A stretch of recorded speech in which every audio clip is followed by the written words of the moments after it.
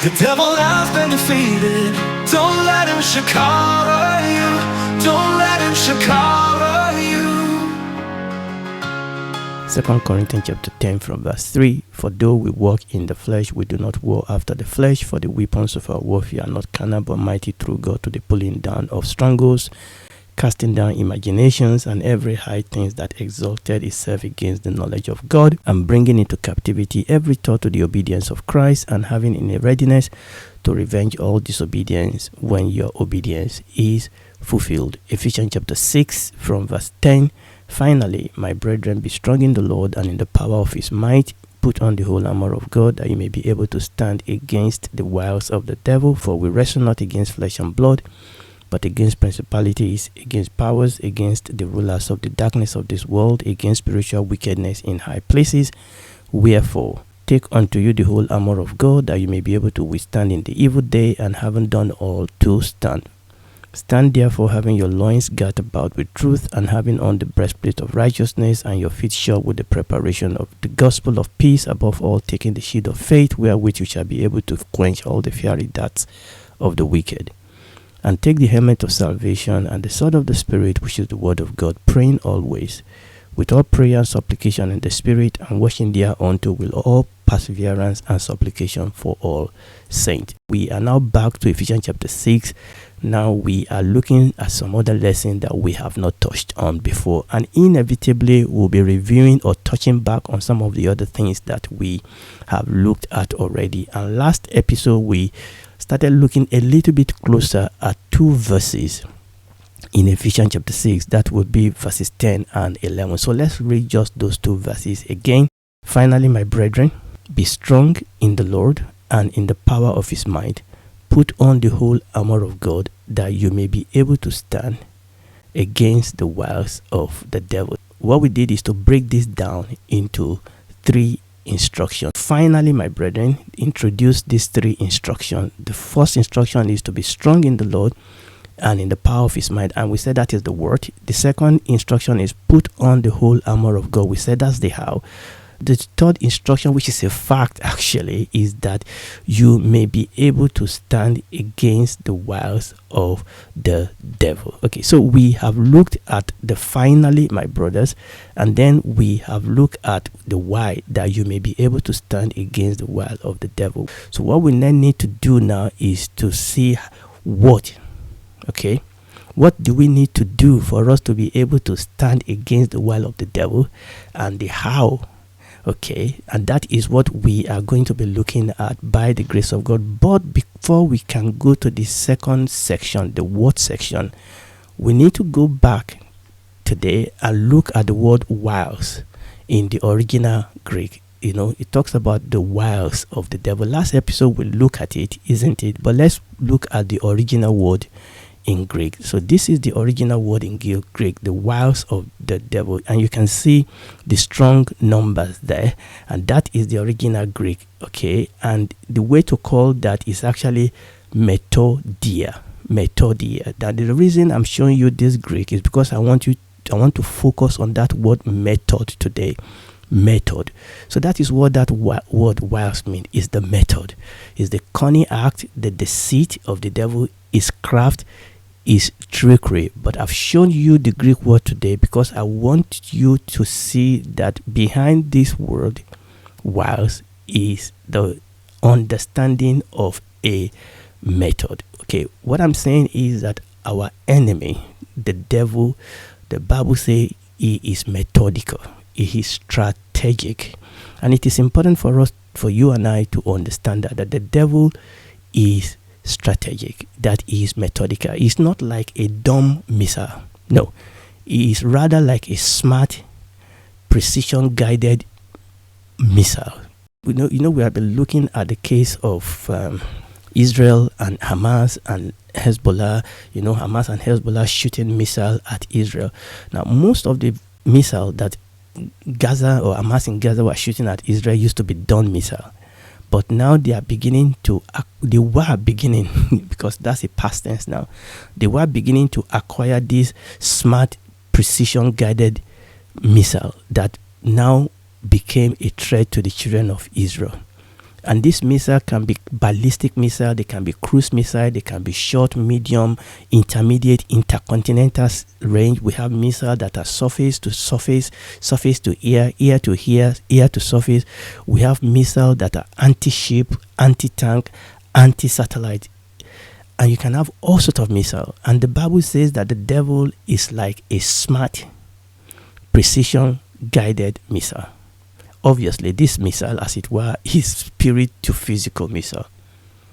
You know, it was just like when Israel took out, like we said in one of our episodes, when Israel took out the leader of Hezbollah by the name of Hassan Nasrallah. We said that they took him out in Beirut when he was actually in an underground bunker.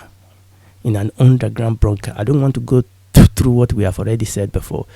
But for you to be able to get a man like this, you need to have planned methodically and strategically. Number one, you need to be sure is that. Number two, you need to be able to use the weapon that will be able to penetrate to this depth. This is an underground. It's not just an underground hideaway. It's in a bunker. So you cannot just throw in any missile on this guy and kill him and those that are with him. It has to be planned. It has to be methodical. It has to be strategic for you to be able to penetrate, to be able to get to where he is down there and to be able to penetrate the bunker and kill the target. It has to be strategic. In the same way, the Bible says that the devil, our adversary, is methodical. He is strategic. That means he is formidable. He is a formidable enemy. That means he is a dangerous enemy. That is the sense behind these wiles of the devil. These are not dumb missiles. And we're going to come back to these wiles of the devil later in this book of Ephesians chapter 6. You and I need to understand that in war, strategy is key. Obviously, other things are important. But you can have the best weapon in the world, you can have the best army in the world, but if you are not strategic, you will lose the battle. Or you may not have as many or as strong army as other people, but if you are strategic, you can achieve more with little. Wars are won or lost by strategy. And you've had this said before that to win a war, you don't need to win every battle. To win a war, you don't need to win every battle. You just need to win the strategic battle. You know, that strategic location that actually swing the war one way or the other. So military strategy deals with the planning and conduct of a campaign, the movement and the position of forces, and also the deception of the enemy. And you can see that the devil being strategic does all this. What are strategies? Strategies defines the goal to achieve in a military campaign. Strategy defines the goal, whereas tactics define the method of achieving those goals. So our enemy, who is he? Is the devil. The devil actually runs a military government, and he achieves his strategic objective through evil tactics. The devil runs a military government, a military campaign. In other words, he works strategically. He works methodically. This is not making the devil bigger than he is. This is understanding what the Bible says about the devil. I'm very curious that some people think less of the devil than the Bible does. The Bible says that your enemy has wiles, his strategy, his method. So he runs a military campaign, a military government, and runs and fights against us strategically and methodically. And number two, he achieves his strategy through evil tactics. So let us look first at his evil government. Ephesians chapter 6 verse 12 tells us that his government is organized. For we wrestle not against flesh and blood, but against principalities and powers, against the rulers of the darkness of this world, against spiritual wickedness in high places. Principalities, powers, rulers of the darkness of this world, and spiritual wickedness in high places. These are hierarchies of spiritual entities that rule the kingdom of evil. These are levels in evil organizational structure, and also the power that this entity hold and the power that they wield. These hierarchical structures and forces in the spiritual dimensions, because they are in the spiritual dimensions. So this hierarchical structure, these forces, they influence our physical world. They influence our physical world. And when you read Colossians chapter 1 verse 16, it also tells us about hierarchies in the spiritual world, both evil and good. Colossians chapter 1 verse 16 in the Amplified Classic, it was talking about Jesus. He said, "For it was in him, in Jesus, that all things were created in heaven and on earth, things seen and things unseen, whether they be thrones, dominions, rulers, authorities." Just like we have thrones, dominion, rulers, and authority in the seen world, we have thrones, dominion, rulers, and authority in the unseen world. Now, we are not going to look deeper into this structure and hierarchy of this evil spiritual entity. We are not going to do that. Why? Because actually we have bumped into them in some of our previous episodes in the Bible series, and we will come to look at them again when the Genesis series resumes. When the Genesis series resumes, we are going to very quickly come down to a very, very interesting and difficult verse in Genesis chapter 6, where we're going to talk about the Nephilim, and we're going to come back to this kingdom. We're going to talk about evil, we're going to talk about demons, we're going to talk about devils, and we're going to look at some of this hierarchy when we get there. So that is the reason why we are not going to do too much about them. We've done a bit before, and we're going to do a bit later. Just to say here, before we leave this subject, that a location, a family, a facility, a life, a country, a city, you can go on and on, they can demonstrate some characteristics or pattern of problems because of the influences of demonic power or demonic entity that holds sway over that life, over that location, or over that area.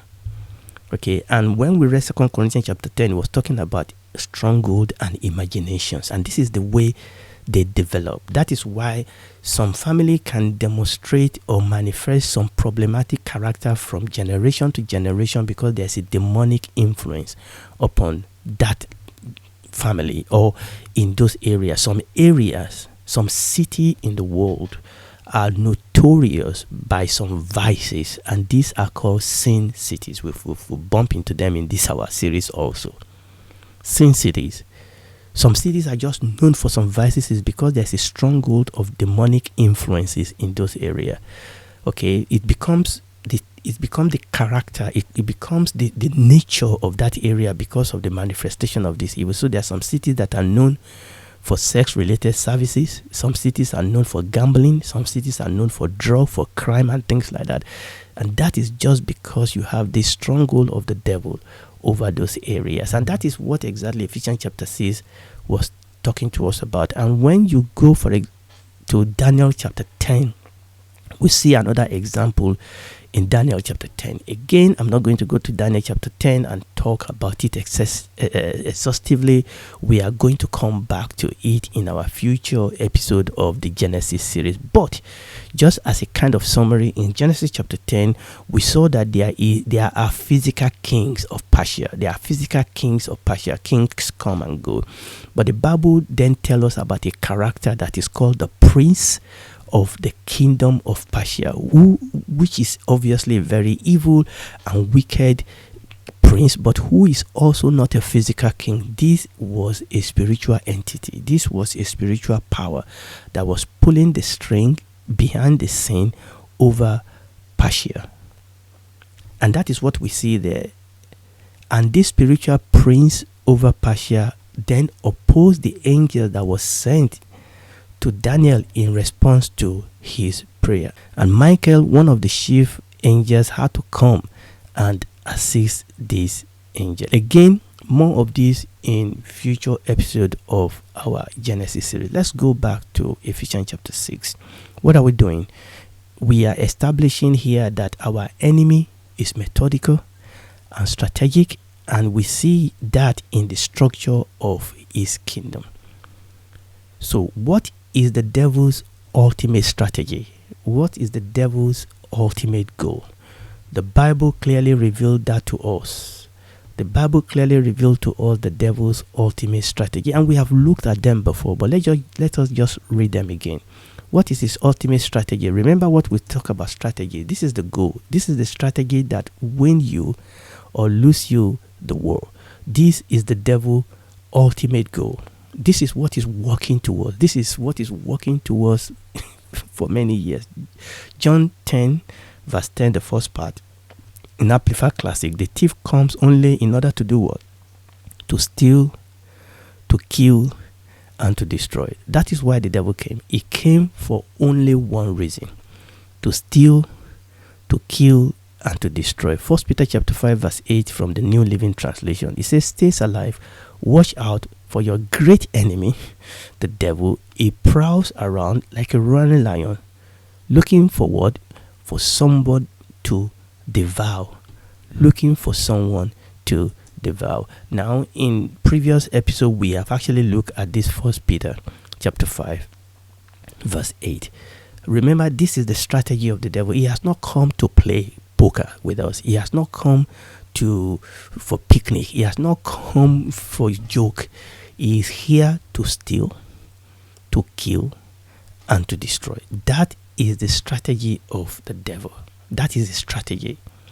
His strategy is to kill, to steal, to destroy. His strategy is to devour, to tear apart. His strategy is for total wipeout of God's children. And we can look at other verses in the scripture.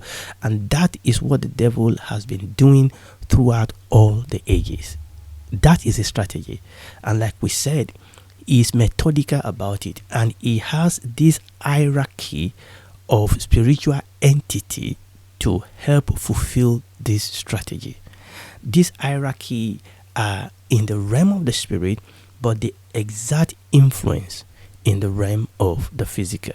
So we talk about principalities, we talk about powers, we talk about the rulers of the darkness of this world, we talk about spiritual wickedness in high places. In other words, their goal is wicked and their goal is dark. They are rulers of the darkness of this world. They don't like light. They don't like righteousness. They don't like holiness. They don't like godliness. They are principalities, powers, and rulers of the darkness of this world. This is where darkness came from. This is where evil came from. It came from this evil hierarchical entity that are pulling the string. If you begin to wonder why intelligent people will act and think like animals and do things that are obviously evil and wicked, and they are able to justify it even sometimes with science, this is the forces behind them. And that is why the Bible says that we wrestle not against flesh and blood, we wrestle against these entities, because they are the one behind governments. They are the one behind government all over the world, or government bodies that make rules and ideology that only ended up stealing, killing, and destroying. That people will come out with ideology that you begin to wonder, how could somebody intelligent do this, or say this, or promulgate this type of law, or come out with this type of ideology, or try to even prove scientifically that this type of ideology is right. I mean, things that are destroying family, that are destroying the life of children, that are destroying our society, people still feel that this is the right thing to do in the name of one ideology or the other. Is because they have been blinded. The Bible says that they have been taken over by the devil. We've read those things in the past. These are the principalities. These are the powers. These are the rulers of the darkness of this world and spiritual wickedness in high places. They are high places. They are spiritual places where string are being pulled. And the word principalities there is actually quite an interesting word. Again, I'm not trying to break through into this, but I thought I should mention that, because principalities often mean something that is first, something that is chief. Some of these powers, some of the principalities, they've been there for ages. They know they've been there from the beginning. They know they are kind of like the furniture. They have been entrenched. The principalities, they have been there. They know the family, they know the father, the mother. They have been in the area.